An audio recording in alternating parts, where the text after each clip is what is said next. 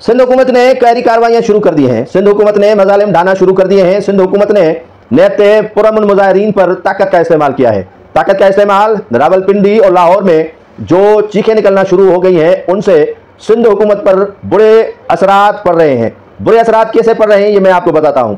जब 2 से 3 रोज कबल शहबाज शरीफ और बिलावल भुट्टो जरदारी के दरमियान मुलाकात हुई तो बिलावल भुट्टो जरदारी ने दावा किया कि नून लीग के साथ हमने बाकायदा तहरीरी मुआहदा किया है कि हम जो है वो कैनाल्स के इशू पर या कैनाल्स पर जो है वो सीसीआई के इजलास में नून लीग दस्तबरदार होगी कि हम कैनाल नहीं बना रहे हैं और कैनाल नहीं बनाएंगे।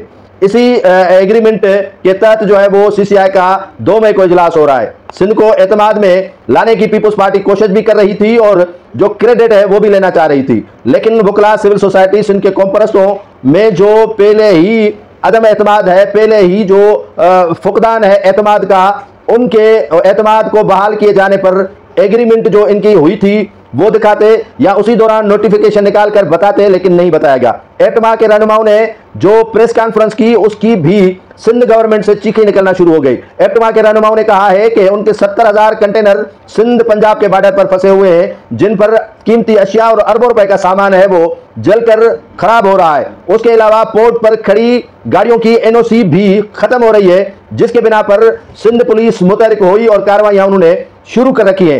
अगर 91 अकार्ड के तहत सिंध को मुनसिफाना पानी दिया जाता तो यह एतमाद बहाल होता, लेकिन सिंध एहतजाज इसीलिए कर रही है क्योंकि उनका वफाक और पंजाब पर एतमाद नहीं रहा है और पीपुल्स पार्टी पर भी एतमाद अवाम का जो है वो उठ चुका है और पीपुल्स पार्टी 12 कोशिशें कर रही है कि एतमाद का बहाली अवाम के दरमियान वो करा सके, लेकिन वो एतमाद की बहाली नहीं करा सके।